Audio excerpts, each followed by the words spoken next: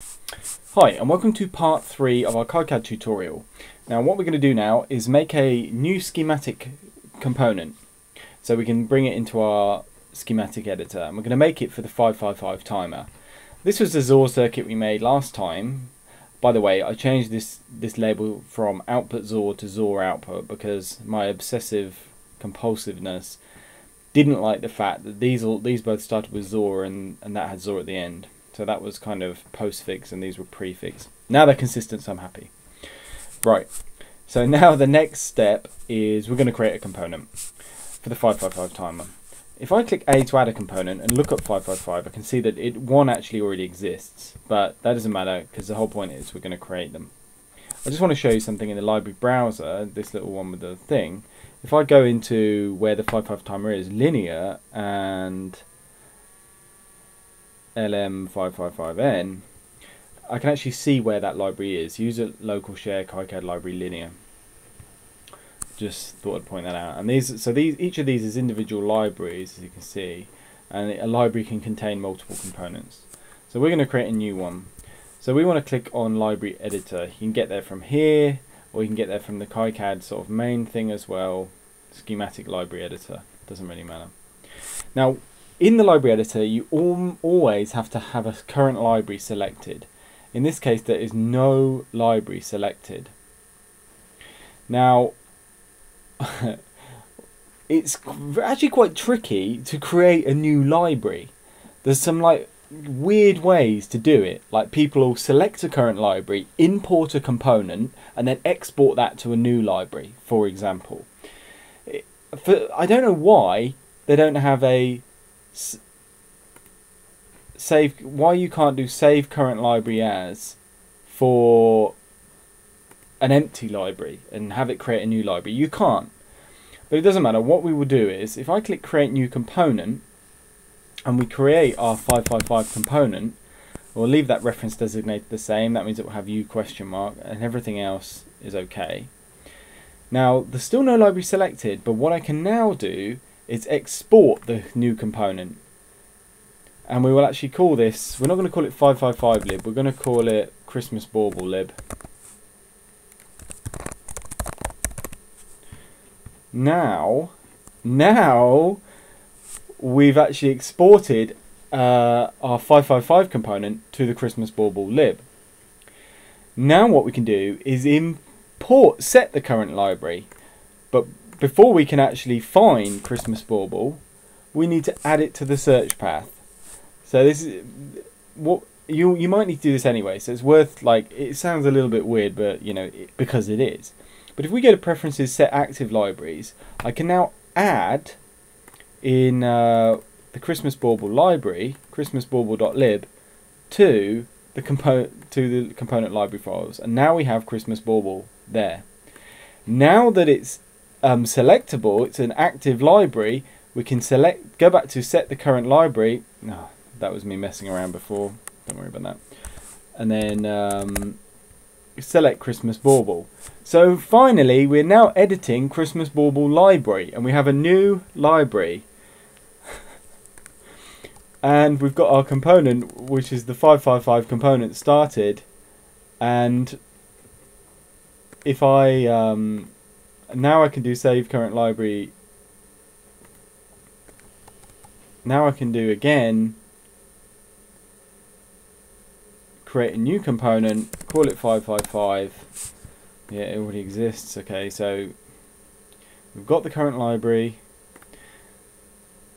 Load 555 from the current library. Right, cool.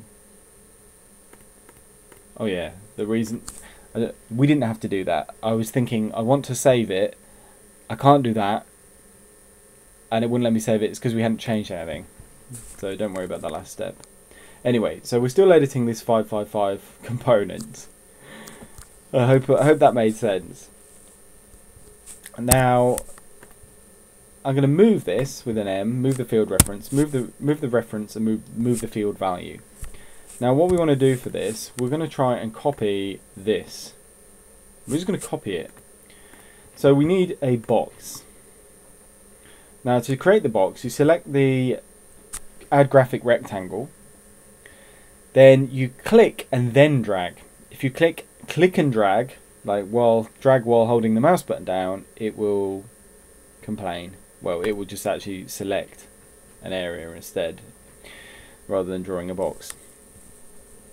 So there's our box.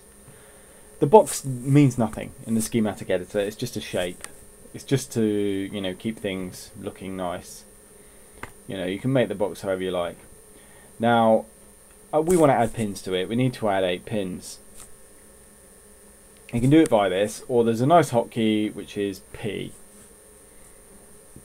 So P to add a pin. The top pin is VCC. So VCC is the name. The name doesn't matter. Sorry, some weird song from school came into my head about the name and the colour and the creed doesn't matter, I'll be there. I always thought that was creepy because it would say, I was cold, I was naked, were you there? It's like, well, I hope not, you weirdo. But anyway, you don't know what I'm talking about. Pin name, the name doesn't matter. The number does matter. So the number is what Kicad will use to tell these pins apart. You might have 2 pins, for example, with the same name. Now, we want the orientation of this to be left because, you know, the fact that it's left or right doesn't matter. What matters is where this little circle is. And you can see the line there, which means that this is supposed to seat onto, well, onto the right hand side of a pin. So I don't know why it's called left. Anyway, that's where the little circle is where you connect a wire. So we want our wire to be poking out. And this is an input. The reason we want to select what it is so that when Kicad does its kind of rules checking, everything's consistent. This is actually a power input, so we'll call it a power input. So that's pin 1. The next pin is discharge. And this is an input, because this is how the 555 timer discharges the capacitor that it charges. The 555 works basically by charging a capacitor until a threshold is met, and then discharging that capacitor through this pin, and it keeps doing that until a trigger is triggered when the voltage gets low enough, and then the process reverses, and so it keeps discharging and charging a capacitor. And the frequency is controlled by the resistors that you use, because if you use higher resistors, it takes longer for the capacitor to charge. Now, pin 3 is a threshold, so again P, we'll add in thresh. Pin 3, it's another input. This is measuring the voltage of the capacitor, so it knows when to discharge it. And then we add in the last pin on this side, pin 5, which is the control voltage. Why? See, I've just even labelled those pins wrong. I wasn't even thinking. But don't worry, I can just press E to edit. That's actually pin 8. That's pin 7. Pin 6. Okay, and I realise this is a bit big now, so I've just pressed G on there to drag that, to get that, you know, more into a reasonable size, because we don't need it, you know, we don't want it to be enormous. In fact, I can tell this is going to be sort of pretty giant, so let's just make that a bit smaller. But I want it to be centered. That's not centered. Okay, that'll do. It's not centered, but no. Is that right? I'm looking down the bottom. That's 11.43, 11.43. Yeah, that's centered. Good. It's important that things are centered. Right, sorry, I just pressed Control S because I wanted to save the changes we've made. And then it says include last component changes. Yes. Modify library Christmas bauble. Yes. So whenever you want to save it, whenever you've made changes, just do Control S or save current library, which I'll show you in a sec. I'll just make another change. So let's add in these pins: ground, trigger, output, and reset. So we want a right oriented pin this time, and it's ground. This really is pin 1 this time. And then the next pin was, I've already forgotten, trigger.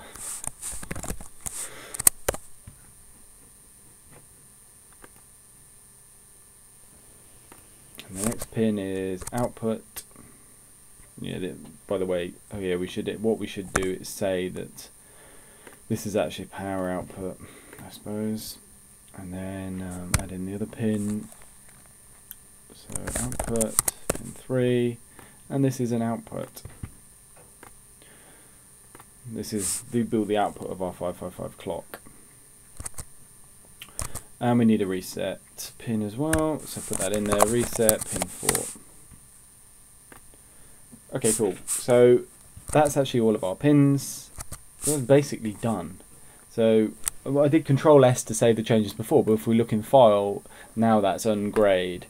So we can save again. That's saved. That's our 555 component done now.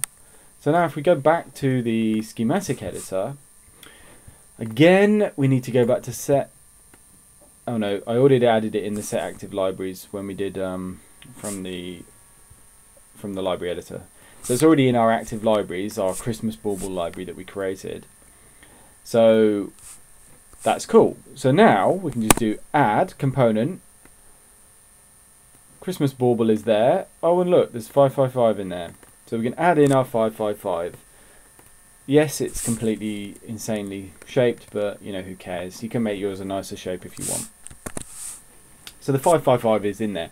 And that's basically how you create a component. So just in case that isn't clear, let's just make the other component we need, which is a shift register. No. I'm trying to use F1 and F2 to zoom in and out on this, which obviously doesn't work.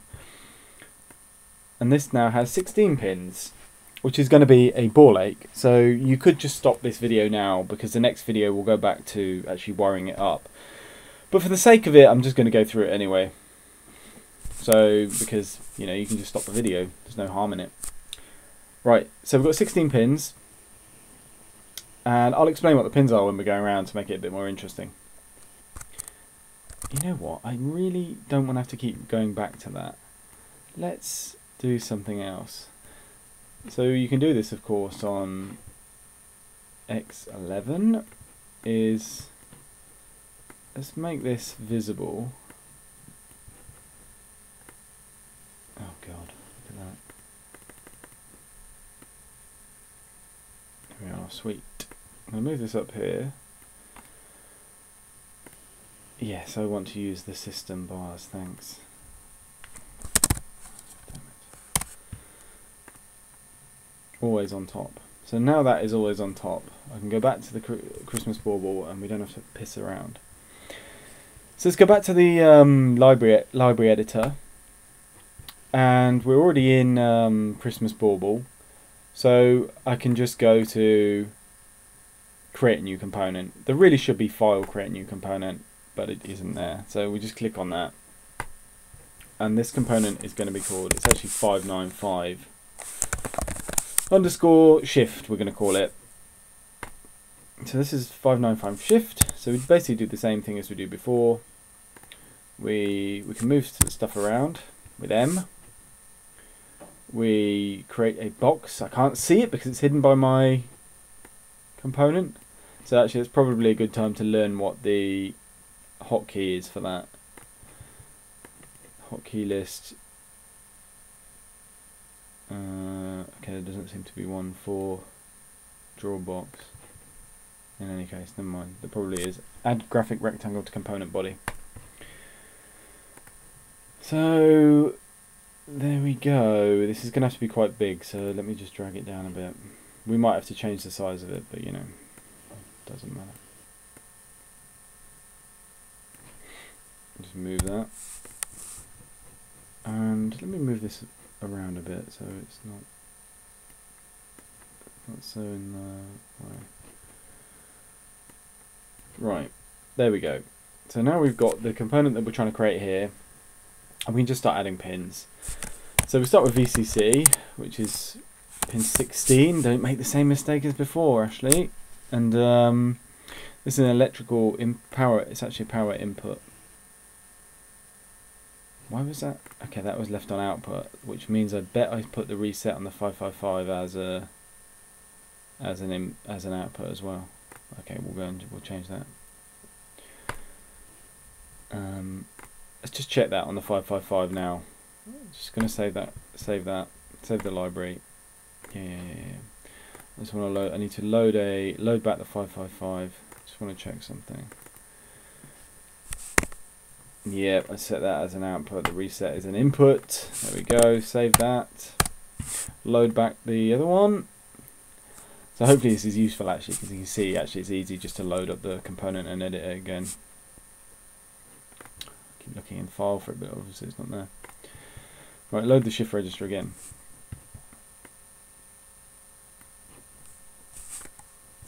Yeah, there we go. Cool. Right, we're ready to cook. So let's do it. So QA, and this is pin A. This is output A actually.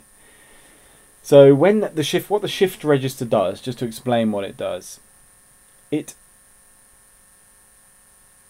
in a way, whatever it sees on pin serial, this is the input pin.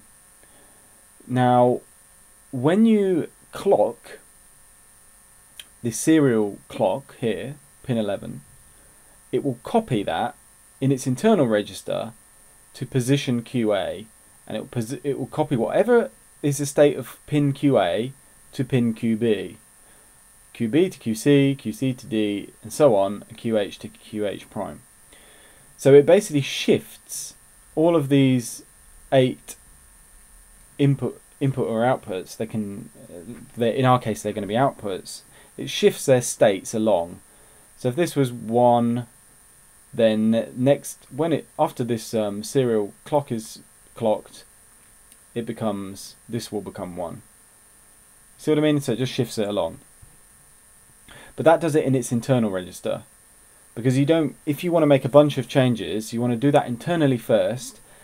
So you can set the outputs internally first, and then you do the R clock, register clock, to actually copy the internal register to the output register and set these pins. So that's how it works. And you can actually do this manually. So the register clock, for example, is just I think it's a high to low transition. So if you just have a switch which puts a voltage into there, and it's got quite a wide operating voltage, you can actually just hold that down, the switch down, then let go of the switch, and that will be a clock pulse. Then whatever you have on here, if you've got a voltage going into here, the same voltage, that will be considered high. And if you have 0, if this is connected to ground, for example, that will be considered low. So you can actually manually clock this, and then you could manually clock the register and set the outputs.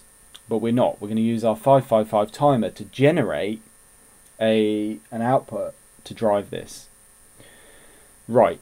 So these are just the outputs, A, B, C, D, E, F, G, and H.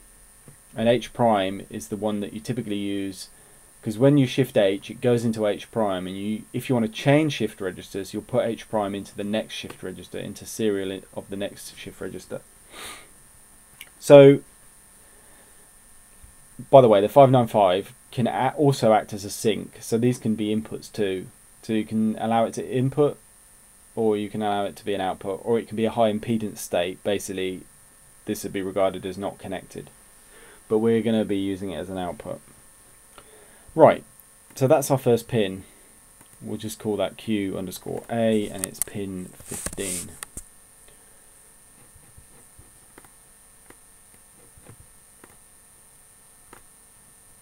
Right, so the next pin is a serial pin, and it's pin 14. So as I said, this is where we put our input. As we're clocking the serial clock, we can change this serial pin to put whatever binary pattern we want on the outputs. So this is output enable. This is just a way to control whether or not these guys actually have an output or not.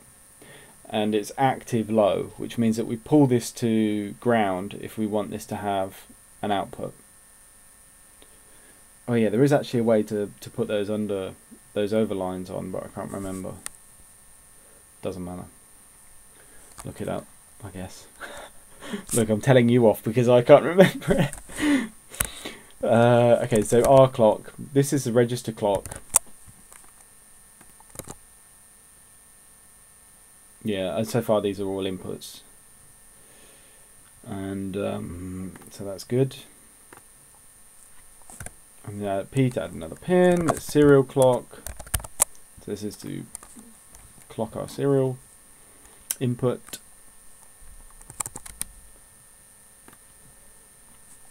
And then, okay, so this one, serial clear. This actually clears all of the registers.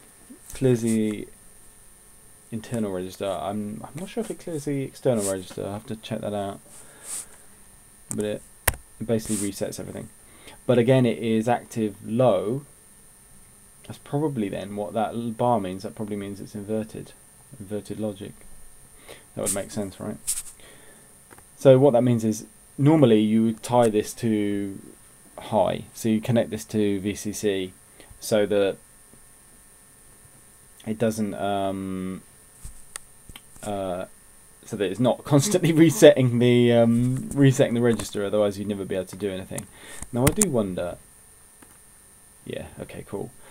So I just guessed that, and the reason to get the bar on above that, if we put a tilde in front, that's normally an inversion, and that makes sense because this. So the reason, if you want the bar on the top to mean, and it must mean that, right?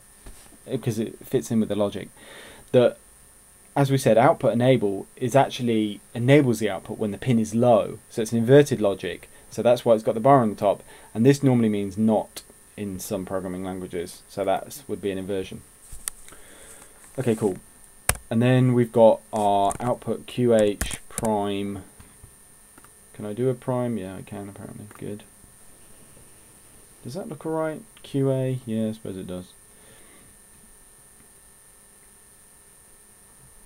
Is that going to be big enough, I wonder, for our QA to QH? Probably not.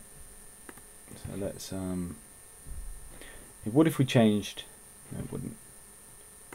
Let's move I just want to resize this so it's a bit bigger. I'm going to just move it along a couple of positions and then just drag this a couple of positions. Yeah, that'll do.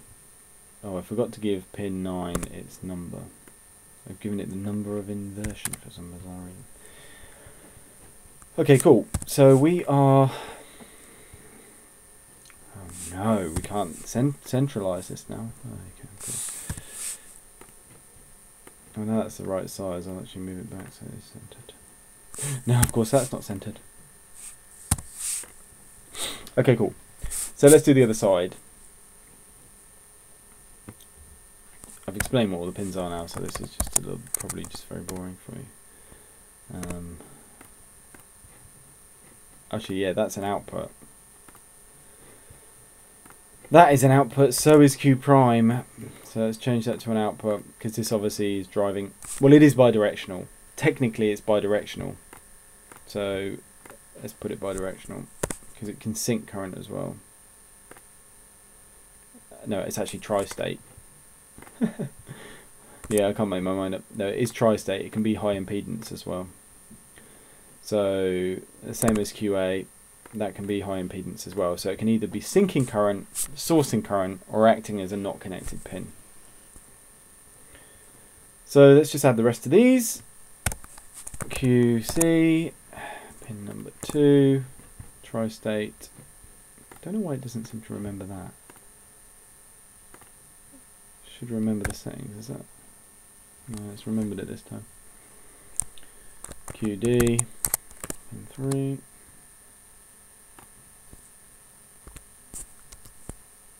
P, QE, pin 4, tri-state, right oriented. No. Wait a minute, I'm just going to make that right. Good. QF, pin 5. So sometimes this can be a little bit laborious, right? I mean, you've got to go through and do this. But there's loads of parts available in the part library.